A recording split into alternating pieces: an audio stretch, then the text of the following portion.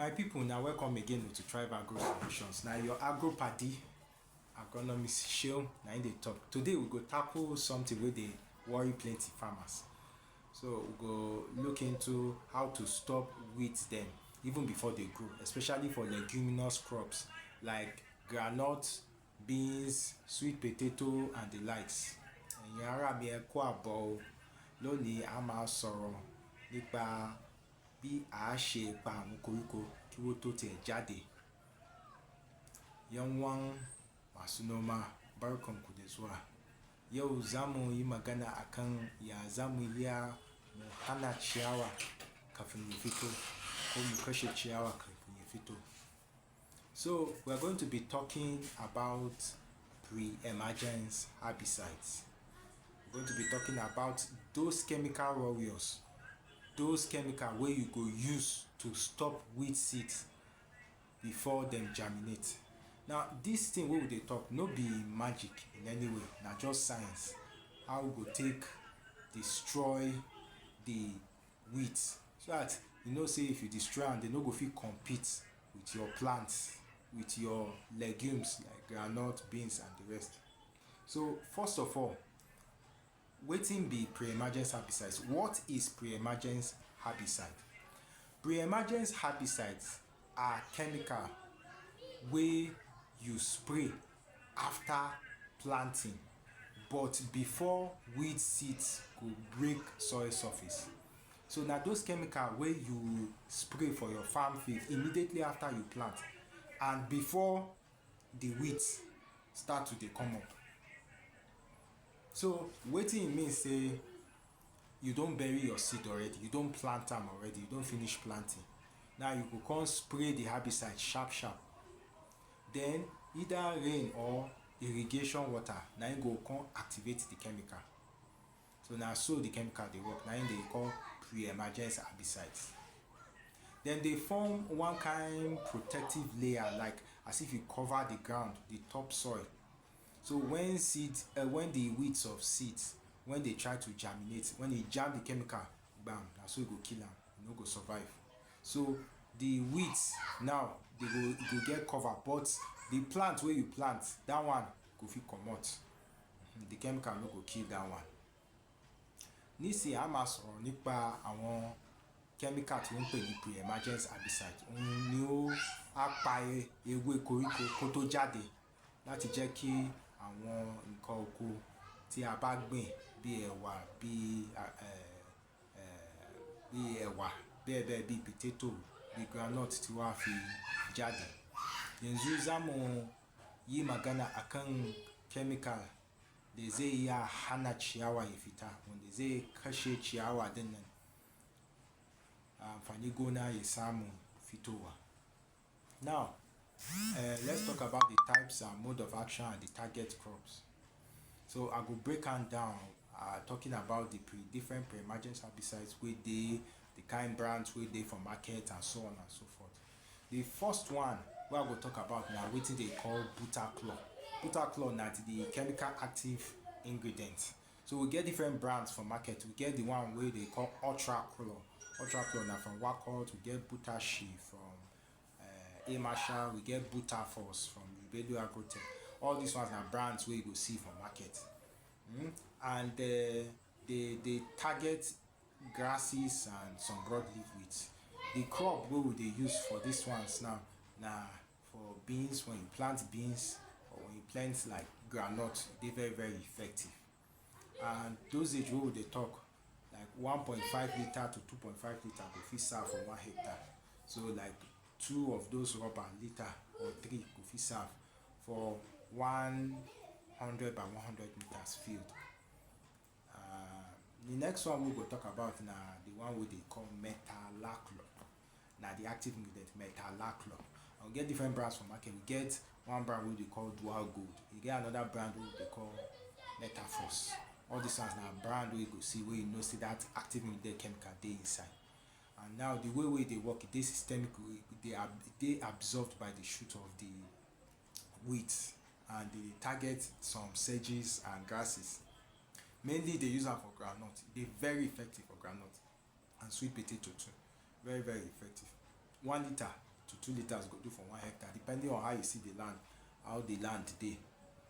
So another one wey I go like to talk about na Clomazone or Clozamine. Clozamine na the active ingredient.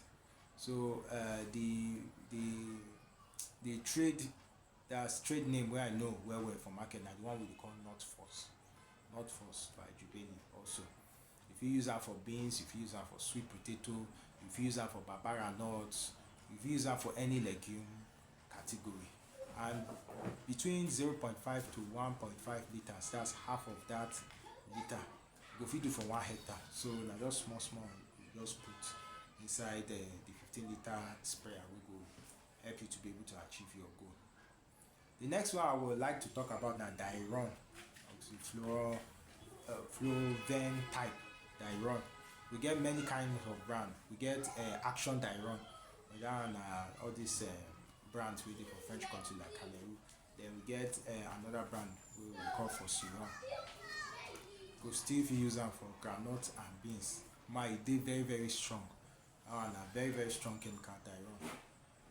Sometimes if you use am too much, e fit hinder your groundnut from growing. So make you dey very cautious of the dosage. If you no sabi your enemy, or if you sabi your enemy, you go know how you go, the kind weapon wey you go take finish am. You understand? So for each herbicide, na like different kind of juju wey go kill the weed. Some dey kill leaf, others dey kill root. So just know as you go just take use am. Just depends on your farm. Just depends on the vigor of the weeds and the weed seeds that are there for you to know the kind of pre-emergence herbicide to use. Now, make we talk about application tips and common mistakes. Now, when you dey apply these pre-emergence herbicides, after you don plant, immediately you plant your seed, na that time they dey apply before your crop emerge. When you dey apply am, you should make sure say number one, the soil no too dry, the soil wet small, and dey small moisture dey. Now also make sure you say use clean water, use clean equipment like your knapsack sprayer, your boom sprayer. E dey calibrated. You fit measure am, say na 15 liters, na 16 liters, na 20 liters. You go use and follow the instruction wey dey for the label. No also spray if you know say heavy rain go come. If you see say heavy rain dey fall consis ten tly or the cloud, know as you go take spray am so that the chemical no go wash away. The chemical go sit down for ground, then na small rain na im go activate that chemical for it to seal the ground. Nísìnyí tí ẹ bá fẹ́ fi chemical yìí, ẹ make sure pé kì í ṣe pé òjò tó le ó fẹ́ rọ̀, so that chemical náà kò ní omi ò ní fọ́ nù. Kana ku yi feshin magani in kun gan kaman ruwan sama zai yi da yawa. Go pour your money for bush. Herbicide no be paint. Apply am well so that you no go waste your money. Now safety advice. Make sure say if you dey spray this chemical, you wear wetin we dey call personal protective equipment. This one include gloves. It includes say you go wear long sleeve, you go wear overall, you go fit wear nose mask, you go fit wear face goggle. All these things go take protect you because some of these chemicals dey very dangerous. Also make sure say you keep children away, goats, sheep, cow from the field wey dey spray, because if they chop these things or these things get in contact with them, e fit harm them. Now for pre-emergence herbicide, no mix the herbicide with other things. Make you look the label well before you use am, or if you wan mix am with other things. And sometimes some people get the notion say some of these pre-emergence herbicides say na fertilizer. No be fertilizer. No be say because of that you come mix am with fertilizer. No be fertilizer at all. The reason why it looks like say na fertilizer na because as e go hinder the weeds, you see say your plant go start to dey grow, and the plant no go get competition, so e go dey grow fast. So e go look say say as if the thing wey you spray na fertilizer, but no be fertilizer. So make una take this one is serious. Smart farming no be by power, na by knowledge. So if you clear weed early, in fact a chemical like Metolachlor, if you spray am for groundnut, if it be say you come harvest your groundnut, you no go even see weed, you go smile for harvest. So make you dey conscious, know how you be able to use this chemical to your advantage. So my people, know na so e go be o. Thank you very much for listening. We could apply the pre-emergence for your crops in the right way, so that your land will clear like a newborn head. So please drop your comments, like this video, share with your fellow farmers, and anybody that is interested in farming. If this video resonates with you, please subscribe, because now who get sense go harvest pass. So thank you very much.